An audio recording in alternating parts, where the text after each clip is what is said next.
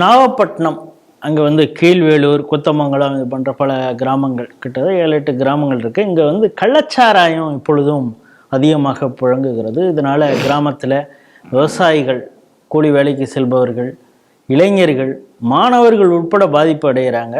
இதனால் இன்டைரக்டாக பாதிக்கப்படுறது அங்கே இருக்கக்கூடிய பெண்கள். ஸோ இதுலேருந்து அவங்கள வெளியில் கொண்டு வரணும், அந்த மக்களுக்கு வந்து ஒரு விழிப்புணர்வு ஏற்படுத்த வேண்டும் அப்படின்னு சொல்லிட்டு அழகேந்திரன் அப்படிங்கிற ஒரு எஸ்ஐ, அவர் வந்து கடம்பார் வாழ்க்கை அப்படிங்கிற ஒரு இடத்துல ஒரு கோயிலில், மாரியம்மன் கோயிலில் எல்லாரையும் கூட்டி வச்சு அந்த கிராம மக்களோட உரையாடுறாரு. இதுபோல் கள்ளச்சாராயம் இங்கே நடந்ததுன்னா இதை யார் விற்கிறாங்க அப்படிங்கிற தகவல்லாம் எங்களுக்கு கொடுங்க, அப்போ தான் நாங்கள் வந்து சட்ட ரீதியான நடவடிக்கை எடுக்க முடியும், நாங்கள் ஸ்ட்ரிக்ட் ஆஃபீஸர்ஸ், நாங்கள் பல நடவடிக்கை எடுத்துக்கிட்டு இருக்கோம் அப்படின்னு சொல்லும் பொழுதே அந்த கூட்டத்திலேருந்து ஒருத்தர் எழுந்திரிச்சு, சார் இப்போ நீங்கள் சொல்லிட்டீங்க, நாளைக்கு அந்த கள்ளச்சாராயங்காரனோட மாமூல் வாங்கிட்டு யூனிஃபார்ம்லேருந்தே வந்து மாமூல் வாங்கிட்டு போனான்னு அவனை நான் கட்டி வச்சுருவேன், கட்டி வச்சுட்டு உங்களுக்கு இன்ஃபார்ம் பண்ணுவேன், சரியா அப்படின்னோடனே அவருக்கு என்ன பதில் சொல்கிறதுன்னு அந்த எஸ்ஐக்கு தெரியல.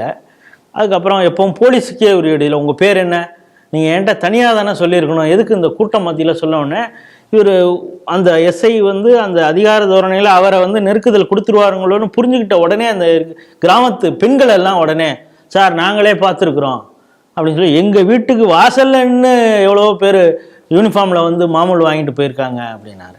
இல்லை, நீங்கள் அந்த கலாச்சாரம் எதிராக நாங்கள் நடவடிக்கிறோம், அந்த ஊழல் லஞ்ச போலீஸ்காரங்களை நடவடிக்கை நான் எடுத்துடுறேன், கள்ளச்சாராயம் நடக்காமல் உங்கள் கிராமத்தை நீங்கள் பார்த்துப்பீங்களா அப்படின்னு அவர் சொல்கிறாரு. பார்த்துக்கலாம், ஆனால் நீங்கள் தானே, உங்களுடைய ஆதரவில் தானே அது நடக்குது அப்படின்னு மீண்டும் அந்த கிராமத்து மக்கள் சொல்லியிருக்காங்க. அவருக்கு என்ன சொல்கிறதுன்னு தெரியல.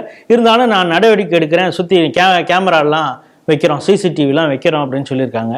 இந்த செய்தியை எப்படி பார்க்குறீங்க? இந்த அண்ணா யூனிவர்சிட்டி கேம்பஸில் சிசிடிவி வச்சுருந்தாங்க, அந்த மாதிரியா? அது மாதிரி இருக்க மாட்டேங்குது. 400 கேமராக்கள்ல பல கேமராக்கள் வேலை செய்யாமல் இருந்தது.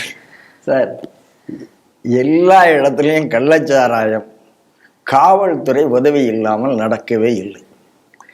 காவல்துறை உதவியோடு நடக்குதுங்கிறது தெரிஞ்சதுனால தான் கள்ளக்குறிச்சியில் நீங்கள் அந்த காவல் அதிகாரியை மாற்றினீங்க. உள்ள வரணும், வெயிலில் போனவன் உள்ள போனவன் திருப்பி வெயிலில் வெளியில் வந்தால் திருப்பி நடந்தது. இப்போ அடுத்த காவல் அதிகாரியை நீங்கள் என்ன பண்ணுவீங்க? ஒன்றும் பண்ணலையே. அப்போ இந்த காவல்துறைக்கு யாரு கூட்டு என்றால் திமுக காரும் கூட்டு, திமுக கவுன்சிலர், திமுக மந்திரி, திமுக எம்எல்ஏ எல்லாரும் கூட்டு. இது முக்கூட்ட. நீங்க கள்ளச்சாராயம் காய்ச்சறவர், திமுக ஆளுங்கட்சி, காவல்துறை என்ற முக்கூட்டணி எப்போதுமே இவர்களுக்கு இந்த முத்தமிழ், முக்கணி, இந்த 3 எல்லாமே பிடிக்கும். எல்லாம் 3 எல்லாம் பிடிக்கும் அவங்களுக்கு. ஆமா, அதனால அவங்க எல்லாம் பேசுறதெல்லாம் அப்படிதான் இருக்கும். அதனால இதுவும் ஒரு முக்கூட்டணி. இந்த முக்கூட்டணியில காவல்துறை முக்கியமான கூட்டணி. திமுக, காவல்துறை, கள்ளச்சாராயம். அதைத்தான் அந்த கிராமத்து மக்கள் கேள்வி கேட்கிறார்கள். இப்போ அதாவது கிராமத்து மக்கள்கிட்ட இப்போ விழிப்புணர்வு வந்தாச்சுன்னு அர்த்தம். எனக்கு என்னன்னா, இந்த விழிப்புணர்வு வாக்காக மாற வேண்டும், திமுகவுக்கு எதிரான வாக்காக மாற வேண்டும். அது வரைக்கும் இருந்தால் போதும். திமுக தந்த போக்கில் சரண்டர் ஆகிரும். ஏன்னா இவங்க வரும்போது நான் வந்து மாதத்துக்கு வருஷத்துக்கு இத்தனை டாஸ்மாக கூட்டுவேன், அதை கொடையை குறைச்சிருவேன், கடையை மூடிடுவேன், படிப்படியாக குறைச்சிருவேன்னு சொல்லிட்டு டெட்ரோ பாக்கெட் போட போகிறேன், அடுத்தாப்புல டெட்ரோ பாக்கெட் போட போகிறேன், தீபாவளிக்கும் பொங்கலுக்கும் டார்கெட் வைப்பேன் அப்படின்னா இது ஒரு பக்கம். ஆனால் நீங்கள் பாருங்கள், சேலத்தில் கல்வராயன் மலையில் ட்ரைபல் ஏரியாவில் எந்த அளவு நடந்து கொண்டு இருக்கிறது. அதனால் கள்ளச்சாராயம் இல்லாமல் திமுக அரசாங்கம் இல்லை. இதை தாய்மார்கள் புரிந்து கொள்ளும். இந்த கிராமத்தில் புரிஞ்சுக்கிட்டா எல்லாருமே இப்போ புரிந்து கொள்ள ஆரம்பிச்சாச்சு. என்ன பிரச்சனைனா, இந்த குடிகாரர்கள் குடியை நிறுத்தி விட்டால் என்ன ஆகுது? அந்த வீட்டுக்கு அதுவும் அவன் குடிச்சாலும் தொல்லை, திடீர்னு அவன் குடியை நிறுத்தினாலும் தொல்லை.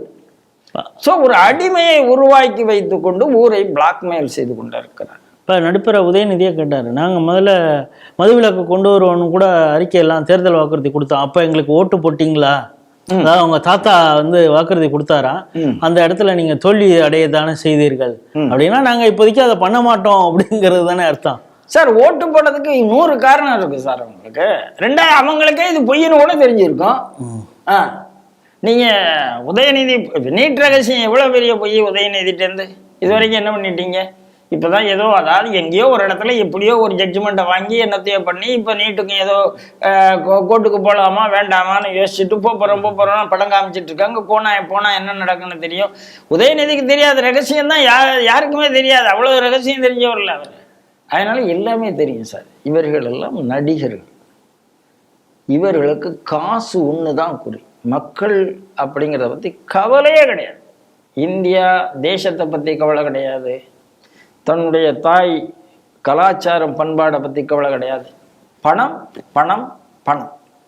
அவரை வரையும் அடித்து சுருட்டி உருட்டுறதை தவிர வேற எந்த வேலையும் உங்களுக்கு தெரியாது.